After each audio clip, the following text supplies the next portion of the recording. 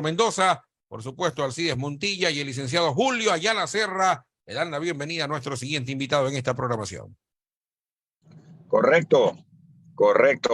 Está con nosotros el doctor Mario Cubi, viceministro de Gobernabilidad, viceministerio que es parte del Ministerio de Gobierno.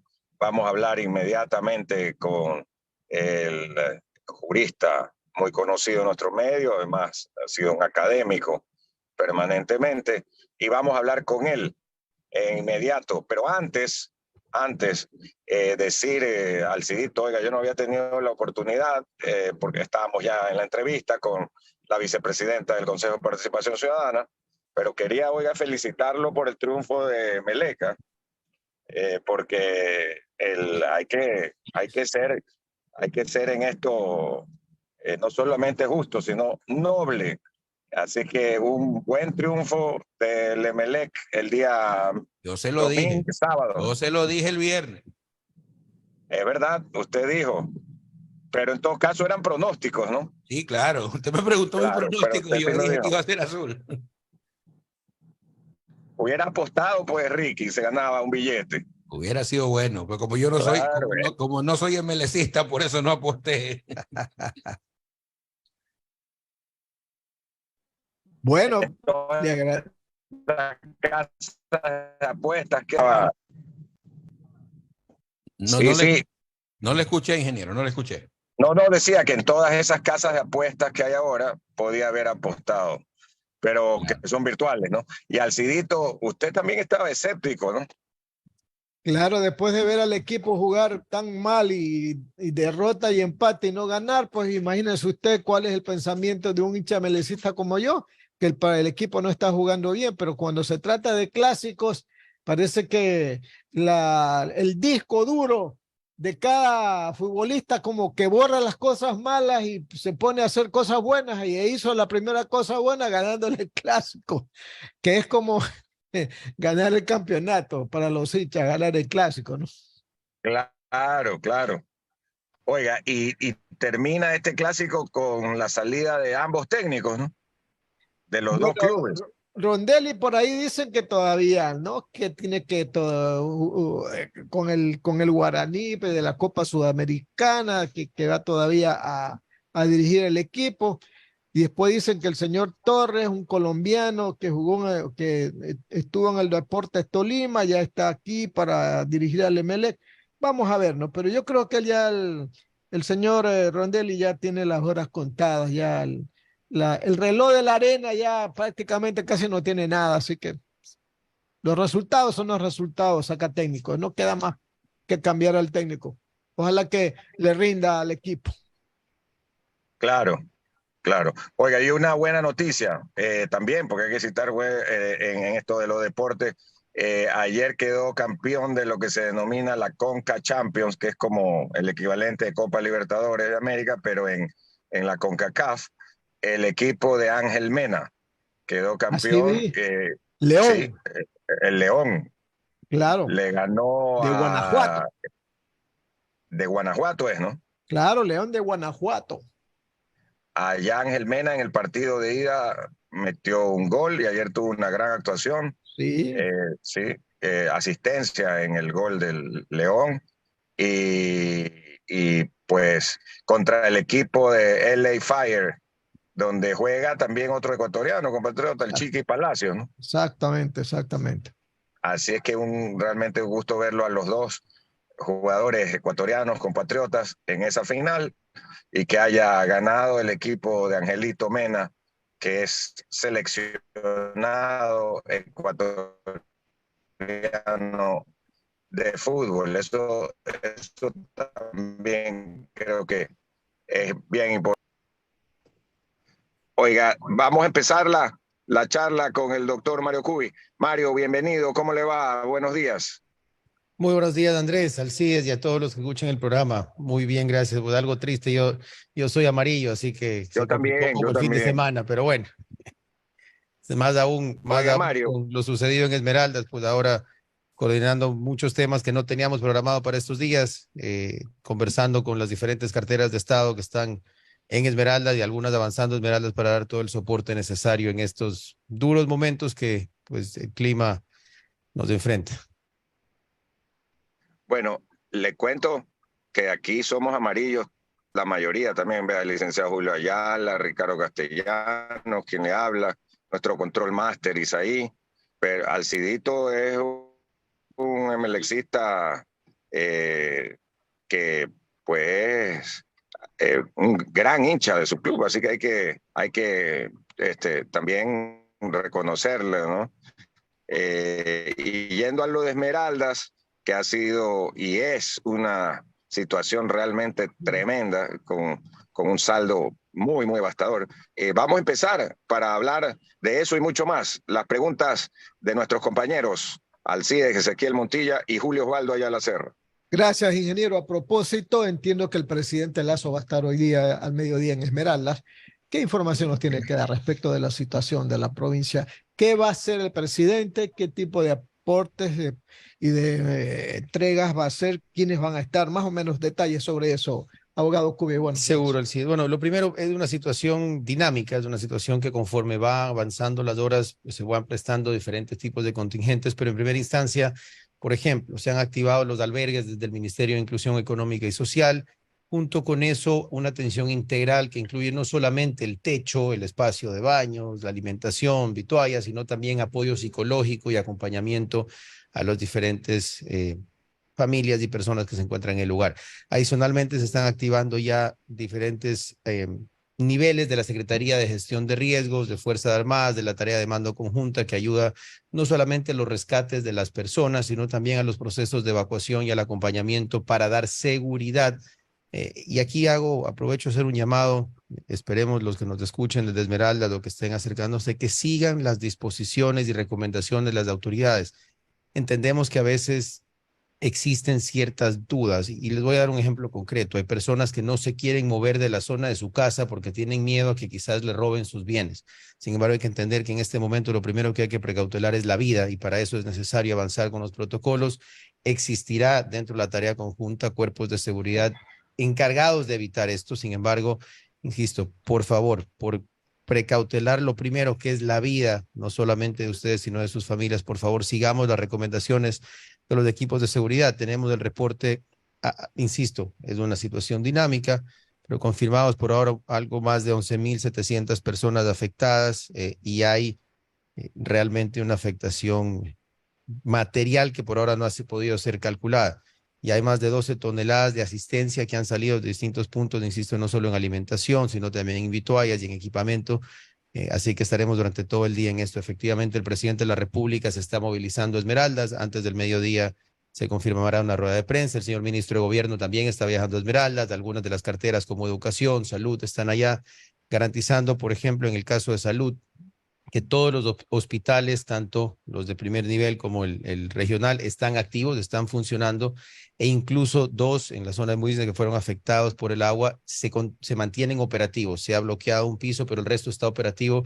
Y esta es un poco la labor del gobierno y específicamente el Ministerio de Gobierno ahora. Nosotros somos los articuladores del Estado. Entonces, lograr gestionar que todas estas carteras puedan colaborar en conjunto y, por ejemplo, cierto apoyo que en logística, Fuerzas Armadas y las tareas conjuntas permiten a otras carteras que no son parte del día a día. Por darles un ejemplo, movilizar cosas de un albergue, normalmente lo hace el propio MIES, pero por la situación hay apoyo interinstitucional y es ahí donde estamos concentrados ahora para, primero, precautelar la mayor cantidad de vías posibles y luego dar el apoyo, insisto, psicológico, alimenticio y finalmente de retorno a sus hogares, que esperamos el clima permita pronto se dé.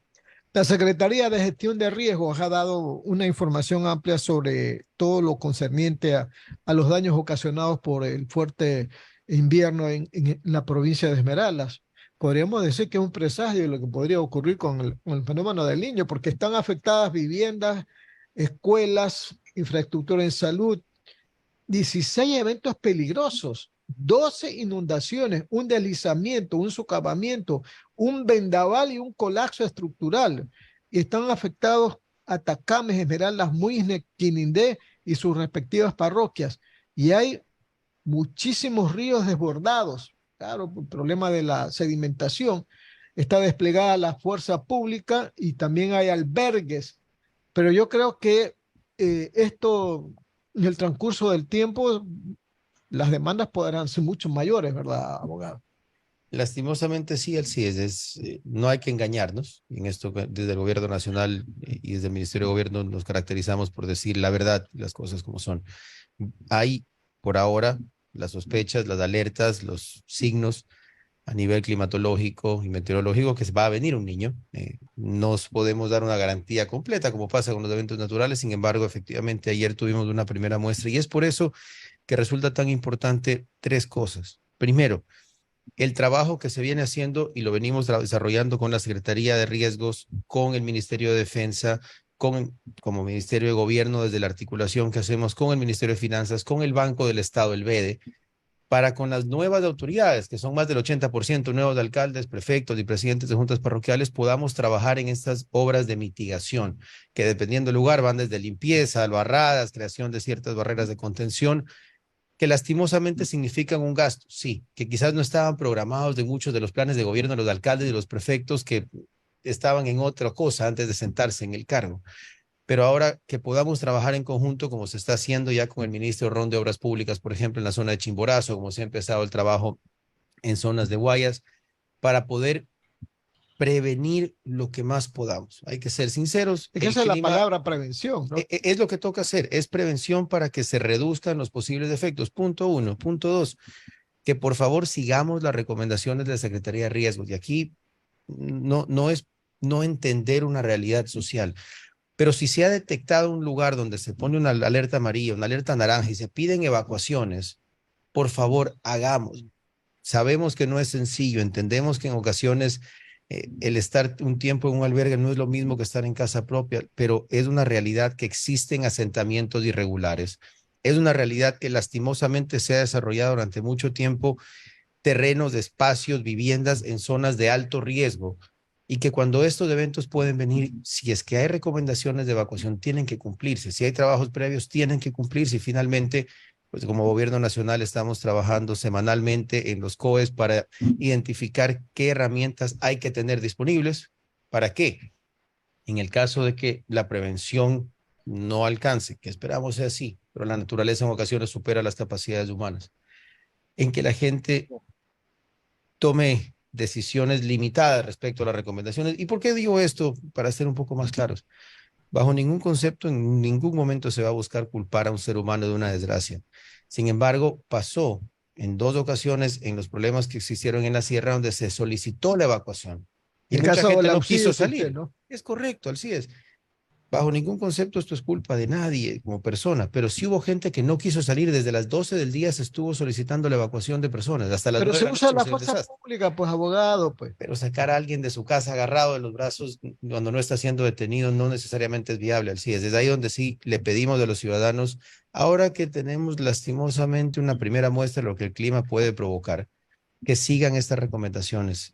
Es mejor una incomodidad y si a la final no sucede, pues que no suceda.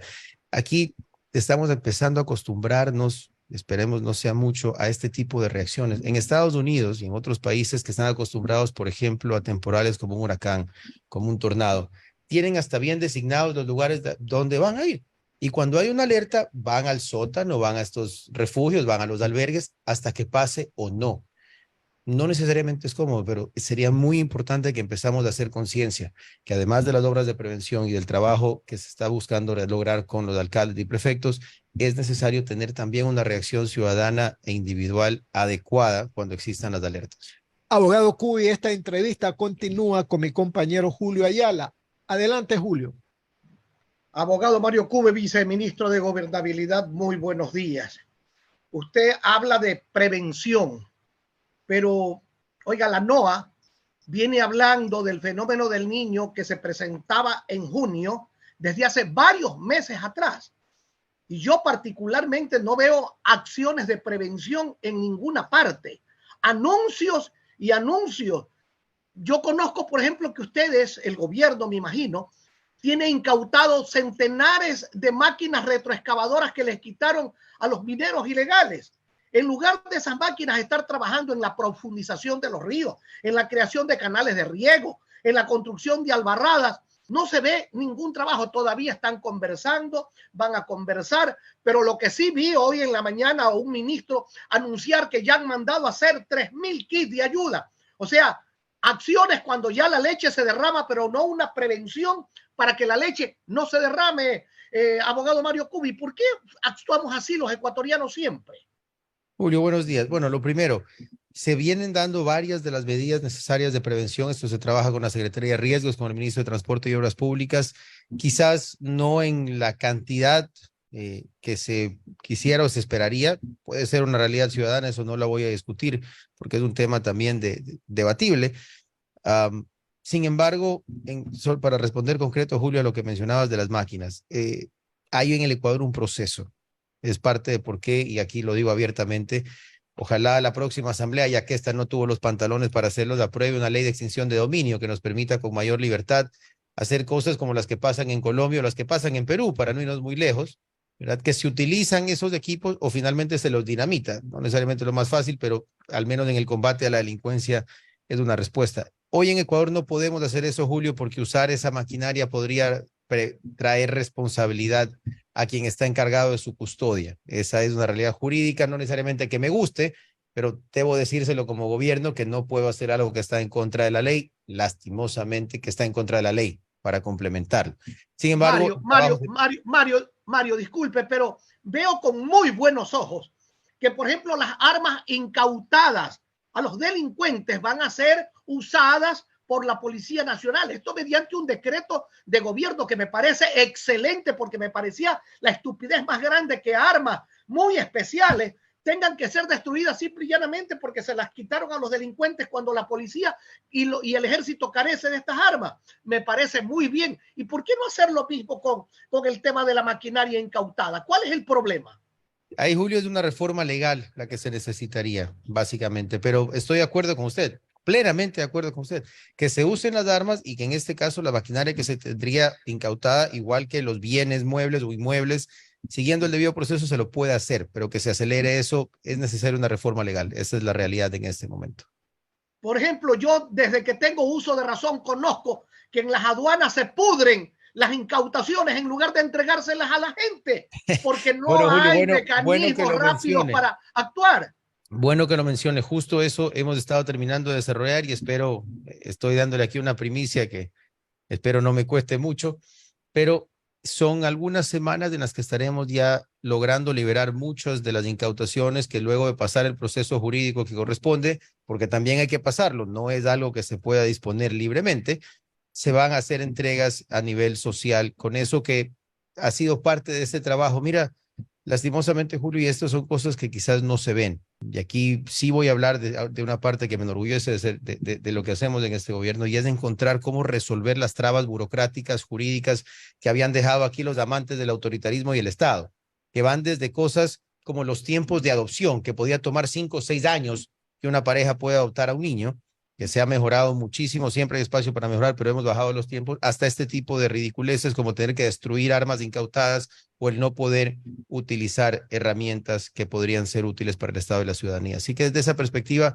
estamos avanzando. Lastimosamente el de la maquinaria sí tocaría una reforma legal, por eso hoy no se puede, pero estamos, independientemente de aquello, no solamente haciendo obras directo como Ministerio de Obras Públicas para mitigar la afectación del clima, sino también tenemos hace más de 2 o 3 meses reuniones tanto con los alcaldes que iban saliendo para poder ver quiénes buscaban contratar, como con los nuevos para lograr en conjunto. ¿Y por qué digo esto? Porque la realidad, sobre todo en la parte rural, es que gran de la responsabilidad la lleva la prefectura. Y en ocasiones, aunque a veces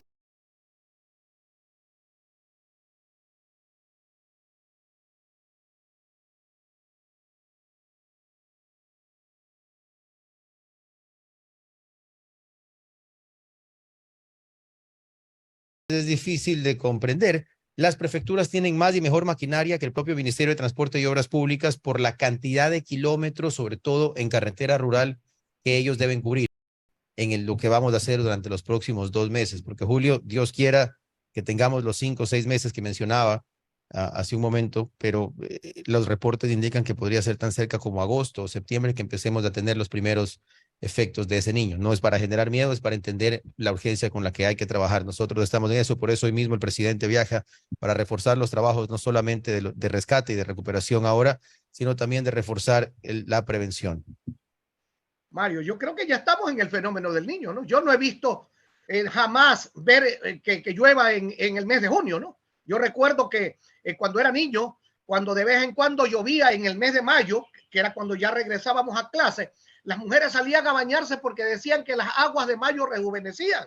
Ahora han de ser las aguas de junio, ¿no? Porque estamos 5 de junio y lo peor de todo es que estoy viendo las previsiones del tiempo. Y por ejemplo, para Guayaquil va a llover prácticamente todos estos días.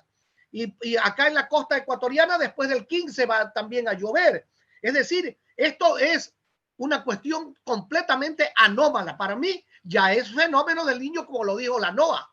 Entonces, ante esta emergencia, estarnos cuidando de que lo que dice la ley, ¿usted cree, por ejemplo, Mario, si el presidente ordena que esa maquinaria incautada sea utilizada y sea entregada, por ejemplo, a los GAT, va a haber algún político estúpido que llame al presidente después cuando haya asamblea para decirle, oiga, ¿por qué utilizó la maquinaria? Ese estúpido político se llevaría toda la contra porque lo que el presidente ha hecho, a lo mejor saltarse un proceso legal, pero para servir al pueblo ecuatoriano, eso está por encima de la ley. La justicia es más que la ley, mi querido Mario. Entiendo el argumento, Julio.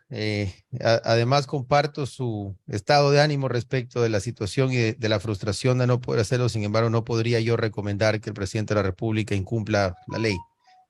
Encontremos la manera, encontremos incluso, y se está trabajando muy duro con Cancillería para lograr aportes internacionales que pueden ser en maquinaria, pueden ser en fondos, pueden ser en equipamiento técnico o en personas que nos ayudan con esto, donde tienen ya experiencia para lograr, sea o no usando esta maquinaria, poder lograr la mayor prevención posible. Sin embargo, y voy a ser insistente en esto, lo hablábamos con el CIES, también pedirle a la ciudadanía que por favor tome las medidas que ellos pueden manejar.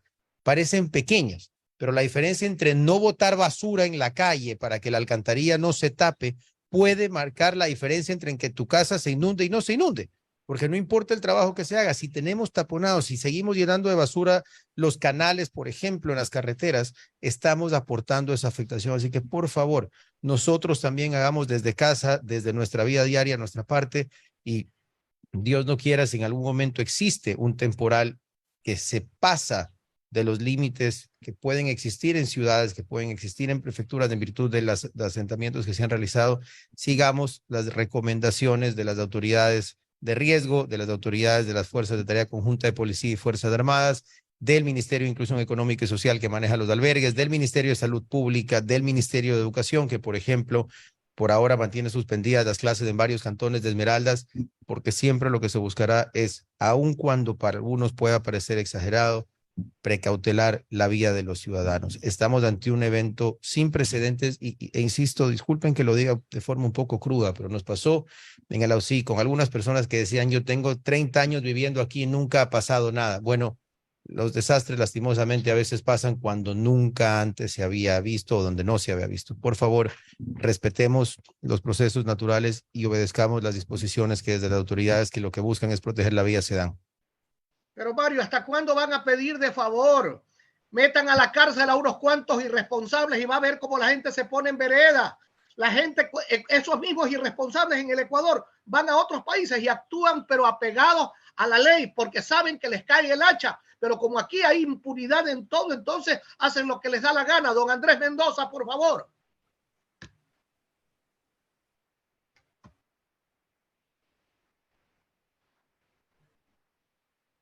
Andrés, usted adelante, por favor.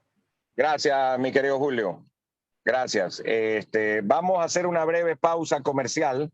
Son las 9:10 y regresamos con el viceministro de Gobernabilidad, el abogado Mario Cubi, que está aquí en los estudios de Atalaya. Este día lunes 5 de junio se celebra un aniversario más de la revolución liberal. La única verdadera revolución que ha habido en el Ecuador, la única, es la revolución liberal de Eloy Alfaro y sus montoneros. Hoy se celebra un aniversario más. Correcto, muy bien, son las 9 de la mañana con 11 minutos, 9 con 11 minutos. Recuerda, la otra vez que tuve teletrabajo tenía una reunión importantísima y andaba con miedo que se me caiga el internet. A toda mi familia dije que se desconecte del Wi-Fi y aún así se caía la conexión. Parece mentira, pero yo fui la envidia de todos cuando contraté mi nuevo plan de Claro Hogar con precios más bajos, con internet de fibra óptica, con doble velocidad, Claro TV, con series y pelis, telefonía fija ilimitada. Contrata llamando al 505.000. Recuerda, por supuesto, estamos a través de la onda 680M en su dial, en el sistema de emisoras Atalaya. Oiga, y si mañana se ganara $500, ¿qué haría? Yo me compraría las entradas para irme al concierto del año. Si quiere ir, empieza a depositar $50 en tu cuenta de ahorros o corriente de Banco Guayaquil y ya. Sí, señor. Así participas todos los días para ganarte este dinero extra. Sortean $500 diariamente. Banco Guayaquil, primero tú. Vamos a la pausa comercial. Retornamos de inmediato con más. Atalaya, un nombre que hace historia en su dial.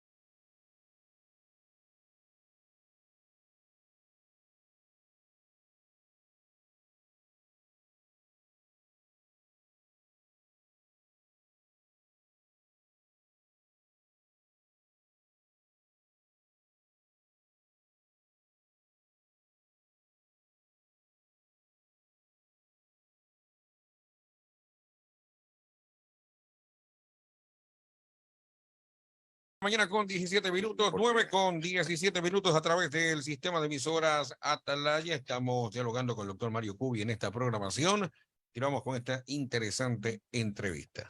Así es, Ricky. Gran saludo aquí personal Hola, también al Mendoza. Cirito, al Esbelto igual. Y a nuestro invitado, el viceministro de Gobernabilidad. Esta mañana tuvimos a la vicepresidenta del Consejo de Participación Ciudadana también y Control Social. Y luego estará con nosotros el máster Andrés Tacle, experto en no solo temas de redes sociales, sino en estrategias de campañas políticas. Ahora sí, quería preguntarle a Mario Cubi en lo que tiene que ver a estos 6 meses, ya fuera de lo que ha pasado este fin de semana, que es un imponderable del clima y que obviamente pues son casos de fuerza mayor con los cuales hay que estar siempre, Mario, estamos a expensas de eso, ¿no? No solo aquí en Ecuador, sino en todos lados del mundo. O sea, esa es la gran verdad. Hay otros países que tienen huracanes, que tienen pues estas tormentas de nieve, tornados. Acá tenemos inundaciones, tenemos volcanes, tenemos sismos. Esa es la gran verdad. Y hay que lidiar con eso. El punto ya para los próximos 6 meses que tiene el gobierno del presidente Guillermo Lasso. ¿Qué piensan hacer que sea diferente de los 2 años anteriores? Porque Gracias, Andrés. si seguimos haciendo lo mismo, no van a cambiar las cosas. No entiendo, Andrés, y gracias por el espacio de poder conversar también sobre estos temas. Bueno, la directriz del presidente Lasso ha sido clara.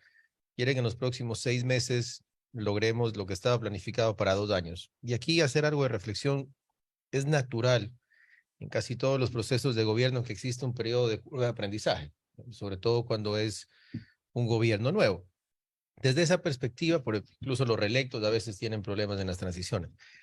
Desde esa perspectiva, entonces, tiene ya un equipo maduro, un equipo que se ha podido conocer, solidificar y un proceso que empieza a tener prioridades claras. Para darte un ejemplo concreto, el presidente Lasso ha solicitado desde el Ministerio de Educación que durante este año se construyan 16 escuelas más que estaban programadas para un poco más de tiempo y se puedan entregar antes del fin de gobierno. Lo mismo en materia de hospitales, tenemos el Hospital de Pedernales, está planificado para que antes de noviembre esté terminado funcionando. Temas importantísimos de salud que a veces quizás no se sienten como cemento, no es del concreto que uno está tocando, pero el Hospital de Monte Sinaí va a terminar con cerca de 500 camas funcionales, que es un cambio radical para el norte de Guayaquil. Una cosa es que esté en las paredes, otra cosa es que esté funcionando. Que claro, el gobierno de Rafael Correa dejó eso solo en paredes, no tenía conexiones a agua potable, no tenía conexiones a alcantarillado, no tenía equipamiento.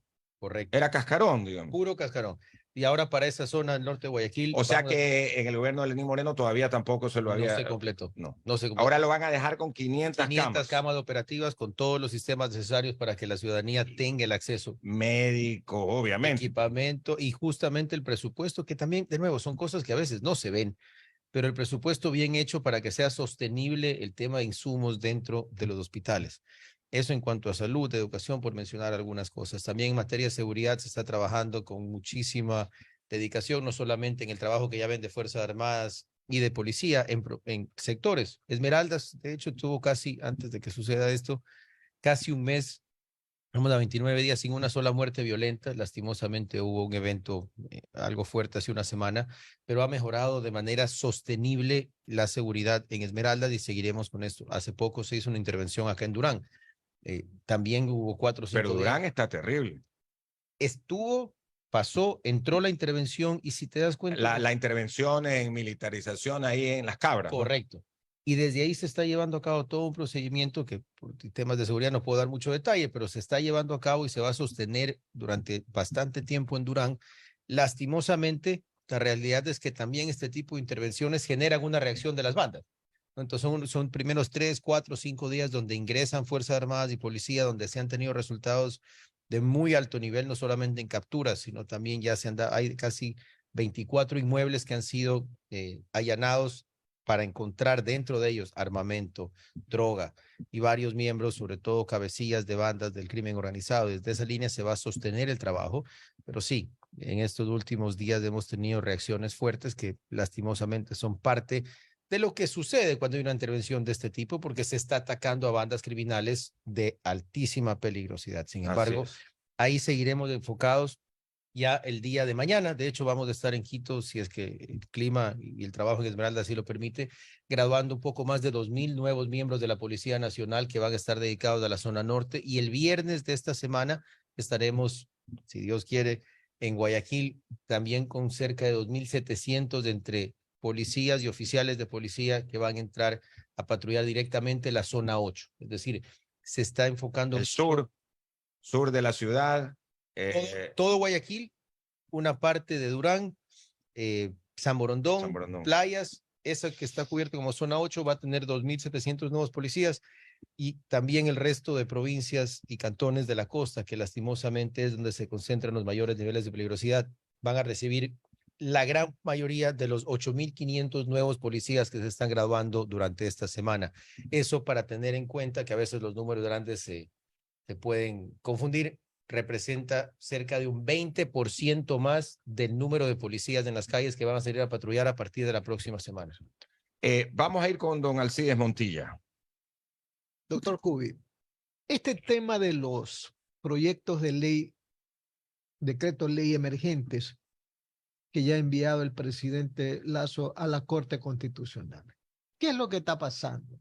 ¿Por qué no se emiten debidamente y con el tiempo las respuestas pertinentes por parte de la Corte? ¿Cuál es el problema? Porque la juez ponente ha llamado a una especie como de audiencia de amicus curiae para que todo el mundo vaya a dar su opinión, o sea, retrasando los tiempos. Mientras tanto, parecería que no es la calificación de proyecto de ley emergente el punto clave para apresurar un poco el pronunciamiento de la Corte. Por ahí me dicen que la Corte no quiere fallar para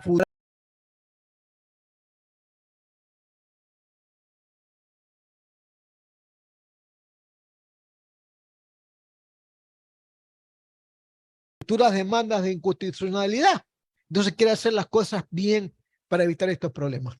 A su juicio, ¿qué es lo que está pasando acá? Bueno, si te agradezco porque me acabas de, ya amenazaste un centro. Esta sí que es mi área en la parte. 2 semanas. Pero fue desde el 17 o 18. Desde el, perdón la fecha, desde el miércoles de esa semana. Llevamos, bueno, faltan 2 días para cumplir las 2 semanas. Llevan 2 proyectos que se envían. Es correcto. Y el primero fue enviado a las pocas horas de presentada, pocos minutos de hecho, de presentado el decreto de disolución de la Asamblea, la llamada coloquialmente muerte cruzada. Y esa muerte cruzada recibió una respuesta en 48 horas. En el otro proyecto tenemos 2 semanas en que se está evaluando. Y aquí hay que tener claro 2 cosas. Número 1, si bien es cierto, y esto es de donde se ha agarrado, y creo que puede ser viable jurídicamente que sea el motivo de demora del primero, que es no existe un procedimiento ni un antecedente de fallo en este tema, porque es la primera vez en la historia del Ecuador que se da. Entonces, vamos a dar ese beneficio de la duda. Nadie ha establecido cómo se resuelve esto, pero nunca se ha dado. Por ahí quiero pensar que la Corte se está demorando hasta sacar el primero, porque están discutiendo mucho cómo debería hacerse el análisis. Hasta ahí en la parte de pensar bien. ¿Qué es lo siguiente? Que en la propia convocatoria a esta supuesta audiencia que van a hacer mañana, habla de la necesidad del presidente de justificar el carácter de económico urgente. Y me van a disculpar, pero ni siquiera la Asamblea Nacional, cuando esté en funciones, puede cuestionar eso. El presidente presenta con su prerrogativa el carácter de urgente en la Asamblea. Y la Asamblea es tanto así que desde que se presenta tiene 30 días para resolver. Puede decir no, puede decir sí, puede reformarlo, pero no puede cuestionar el carácter de urgente. Si en 30 días no responde, se aprueba, entra en vigencia por el Ministerio de la Ley. Entonces, si es que sí, no tenemos un procedimiento, pero tenemos el de la Asamblea, que es un poder del Estado, un órgano regular que revisa estos proyectos.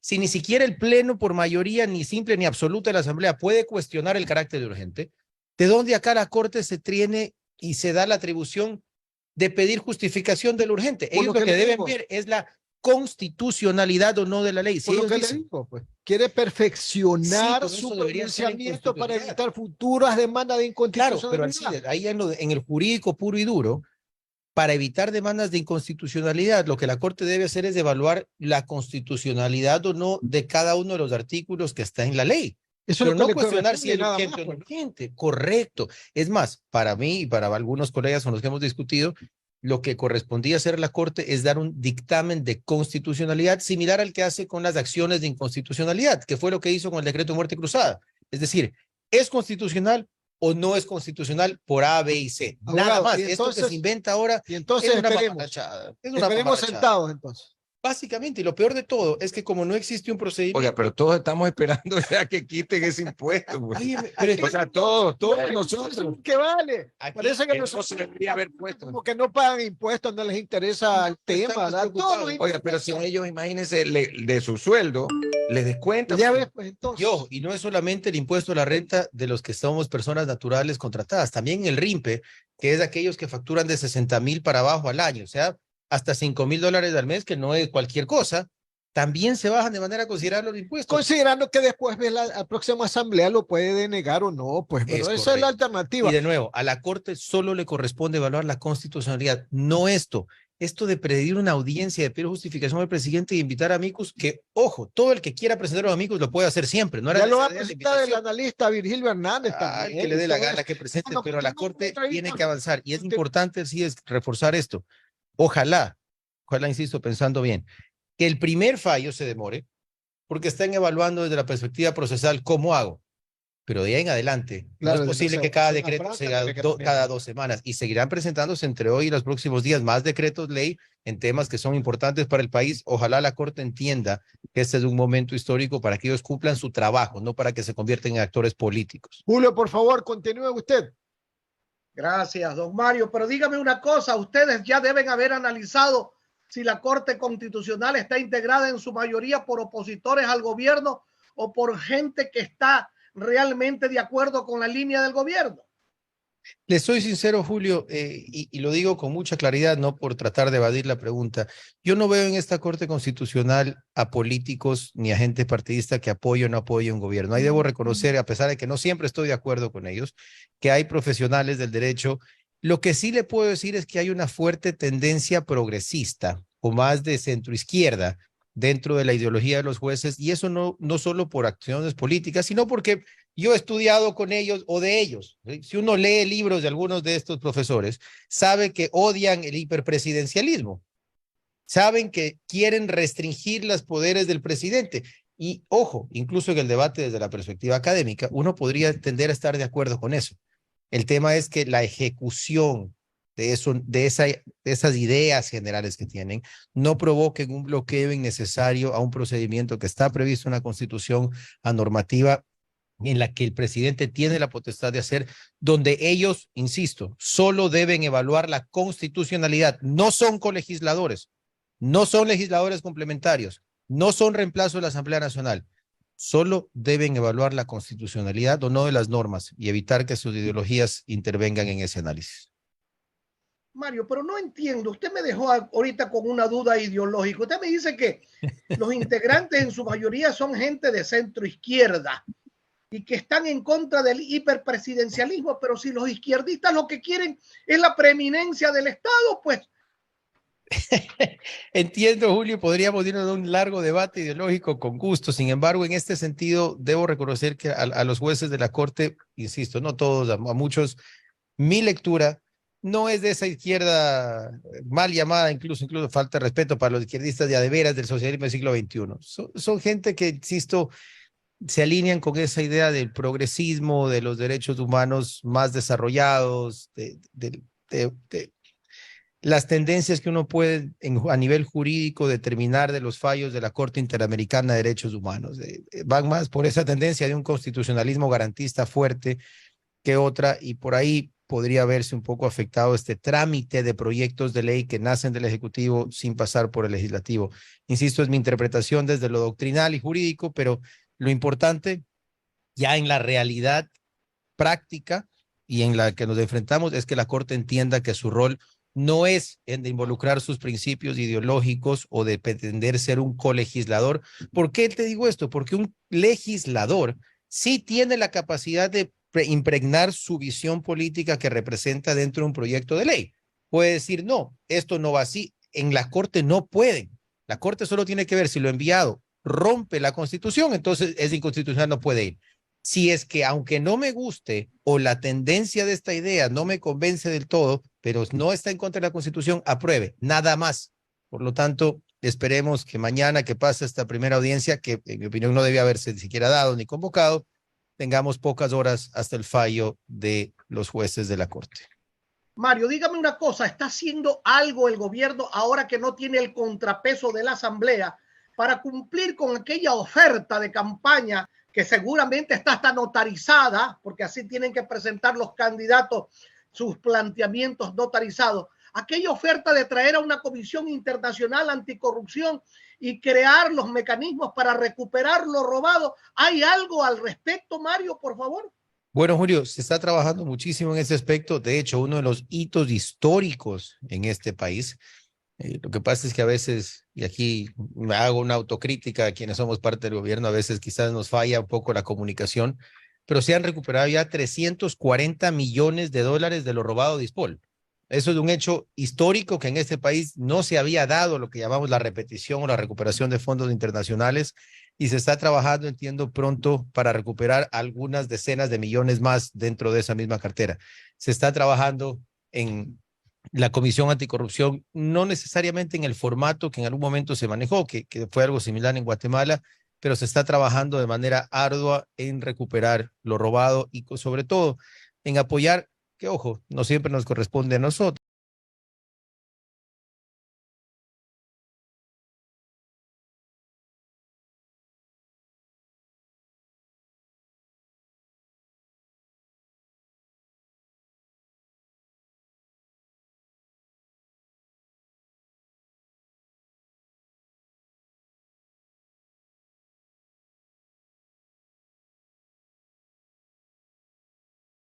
De aquí del Estado, tiene que ver la propia judicatura, tienen que ver mecanismos internacionales de cooperación.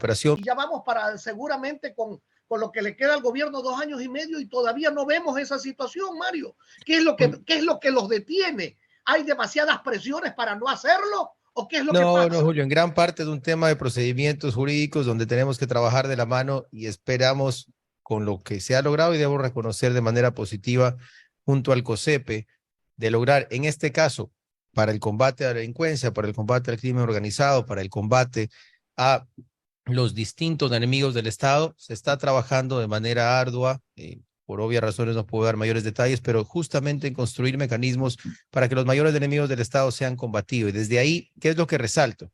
Que de ahí son parte la fiscal general del Estado, el presidente de la Corte Nacional, también se colabora con el Consejo de la Judicatura, porque es importantísimo, mientras no tengamos otro tipo de herramientas, e insisto en algo que mencioné hace algún momento ya, la ley de extinción de dominio, que lastimosamente van 2 asambleas que no logran aprobarla como corresponde, con los dientes que corresponden para que se pueda recuperar lo robado con mayor agilidad, sino también junto a estos organismos de los que depende, porque aunque a muchos no les guste, vivimos un Estado de Derecho y por lo menos el presidente Lazo y nosotros como gobierno que respetamos la democracia, no nos vamos a saltar a los jueces y a la fiscalía que son necesarios en estos procesos. Sin embargo, estamos trabajando cada vez más y mejor junto a ellos en diferentes estrategias. Estoy seguro que en los próximos días, máximo semana, tendrán algunas noticias importantes sobre el combate a la corrupción. Muy bien, Andrés gracias. Paladines, por favor. Muchísimas gracias, Julito, y sobre todo muy amable al doctor Mario Cubi por estar con nosotros aquí en Punto de Vista a través del sistema de emisoras Atalaya. Oiga, cuando termine su gestión en noviembre, me imagino regresa a la academia. Esperemos la academia todavía me quiera de vuelta. Bueno. Claro, esa parte es lo que falta. Esa es la parte que falta, pero la intención es esa. Siempre, a mí la parte de la cátedra y la construcción de conceptos que gracias a Dios ahora se verán enriquecidos también por bastante conocimiento y práctica es importante para ir construyendo luego políticas públicas de largo plazo. Magnífico. Nos vamos al prospecto político, le digo. Claro que sí. Claro los que sí. necesitamos en este momento en el país. Esa es la gran verdad, Eso es. lo que dice Alcidito. Vamos a la pausa y volvemos, amigos del sistema de emisoras Atalaya. Hoy, 5 de junio, como decíamos, se conmemora el Día Mundial del Medio Ambiente y también el aniversario de la Revolución Liberal de 1895. Ya volvemos, esbelto de la radio. 9:37 minutos. Vamos.